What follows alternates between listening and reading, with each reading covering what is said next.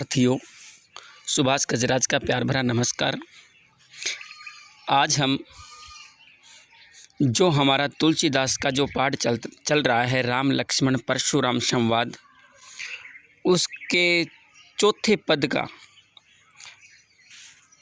प्रसंग व्याख्या करेंगे, व्याख्या देखेंगे, अनुवाद करेंगे। बच्चों, सबसे पहले जो छंद है अपना चौपाई, वह देख लेते हैं। कौशिक सुनहु मंद यहु बालकु, कुटिलु काल बस निज कुल घालकु। भानु वंश राकेश कलंकु, निपट निरंकुश अबुद्ध अशंकु। कालक वलु होई छन माही, कहो पुकारी खोरी मोहिनाही। तुम्हें हटकहूँ जो चाहूँ उबारा, कही प्रतापु बल रोसु हमारा। बच्चों, यहाँ पर परशुराम जी विश्वामित्र जी से कहते हैं। कौशिक का मतलब होता है विश्वामित्र, सुनऊ का मतलब सुनते हो, मंद का मतलब होता है मूर्ख। यहू यहाँ पर लक्ष्मण के लिए आया है। बालकू का मतलब होता है बालक। कुटिलु, कुटिलु का मतलब होता है टेढ़ा। काल बस यानी मृत्यु के बस में, निज यानी अपना, कुल यानी परिवार, घालकू का मतलब होता है घातक या फिर नष्ट कर देने वाला। तो इसका अर्थ देखेंगे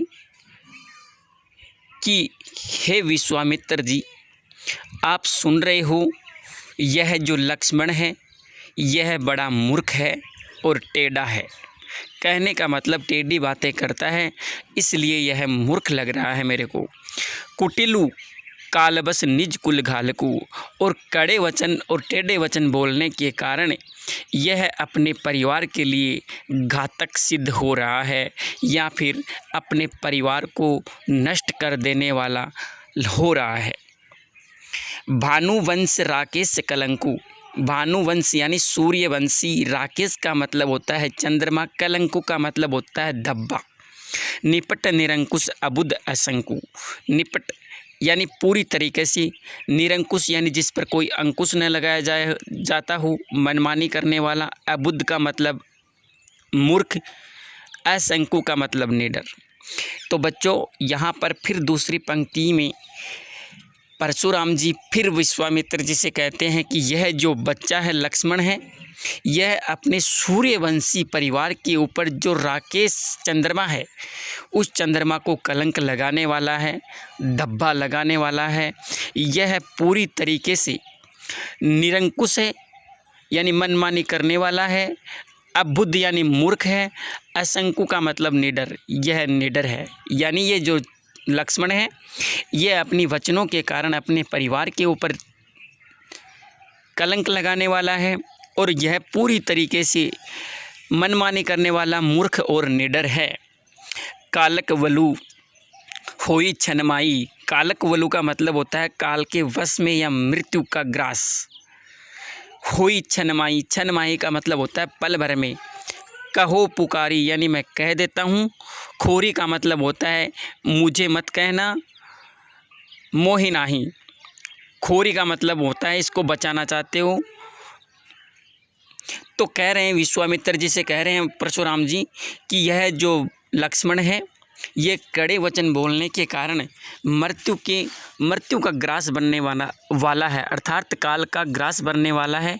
इसलिए मैं इस सभा को पुकार कर यह कह देता हूँ, फिर बाद में मुझे कुछ मत कहना। तुमहु हटकहूँ जो चाहूँ उबारा, कि हे परशुराम जी, तुम हटकहूँ का मतलब होता है इसे बचाना चाहते हो, धमका कर तो बचा सकते हो। उबारा का मतलब होता है बचाना, कि हे परशुराम जी, अगर तुम इसको डरा धमका कर बचाना चाहते हो तो मेरे प्रताप, शक्ति और क्रोध के बारे में बताकर इसे समझा सकते हो, बचा सकते हो। भावार्थ देखेंगे। विश्वामित्र जी की बात सुनकर परशुराम जी कहते हैं कि हे विश्वामित्र, यह बालक बहुत ही मंद बुद्धि वाला और मूर्ख एवं उद्दंड है। जिसके कारण यह अपने ही कुल का नाश करने वाला है। इसे सत्य का ज्ञान नहीं है। यह चंद्रमा में लगे दाग की तरह अपने कुल के लिए एक कलंक है। इसको काल ने घेर रखा है, अर्थात मृत्यु ने इसे घेर रखा है। मैं चाहूँ तो पल भर में ही इसका अंत कर सकता हूँ। फिर मुझे तुम दोष मत देना। अगर तुम इस बालक को सलामती चाहते हो तो मेरे प्रताप, बल और क्रोध के बारे में बतलाकर इसे समझाओ एवं शांत करो। बच्चों, दूसरी चौपाई देखेंगे। लखन कहु मुनि सूजस तुम्हारा, तुम ही अछत को बरने पारा। अपने मुँह तुम अपनी करनी, बार अनेक भांति बहुबरनी। नहीं संतोषु तै पुनि कछु कहू, जनी रीस रोकी दुसहु दुख सहू। वीरवर्ती तुम धीर अछोबा, गारी देत न पाऊँ शोभा। तो बच्चों, इसमें फिर परशुराम जी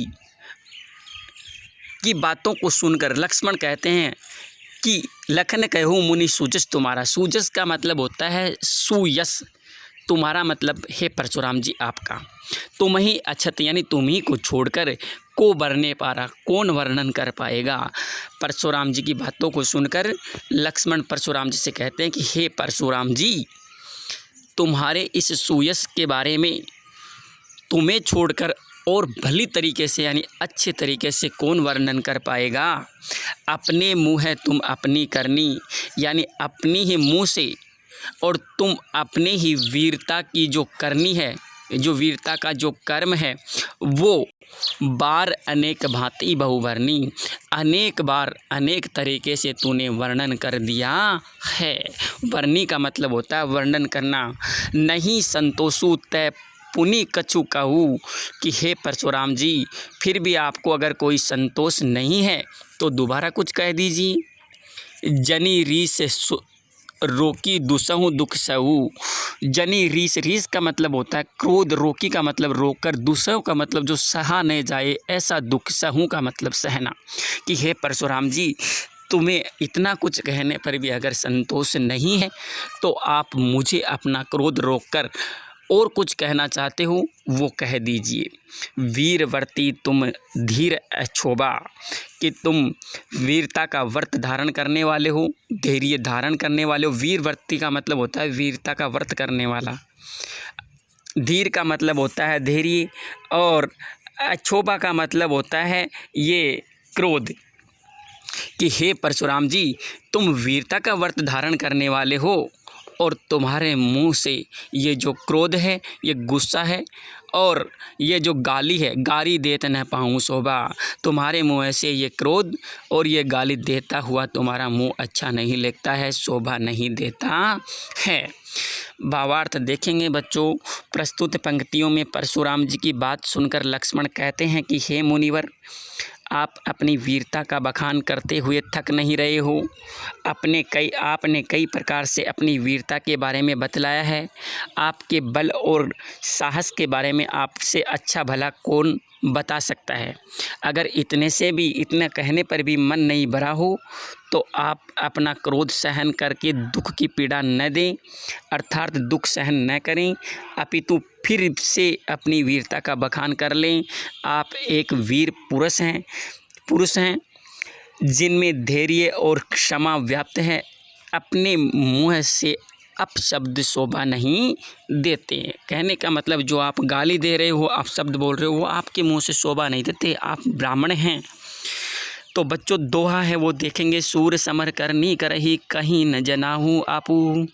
विद्यमान रन पाई रिपू, कायर कथहि प्रतापू। देखो बच्चों, सूर समर का मतलब होता है सूरवीर। समर करने का मतलब होता है युद्ध की जो करनी होती है, वीरता का जो कर्म होता है। करही, कहीं न जनाहू आपू। जना वही का मतलब होता है बताना या एक दूसरे को जताना। कि हे परशुराम जी, लक्ष्मण कह रहे हैं कि हे परशुराम जी, सूरवीर कभी अपने ही कर्म को यानी अपनी वीरता के कर्म को अपने मुँह से कभी किसी दूसरे के सामने बखान नहीं करते हैं।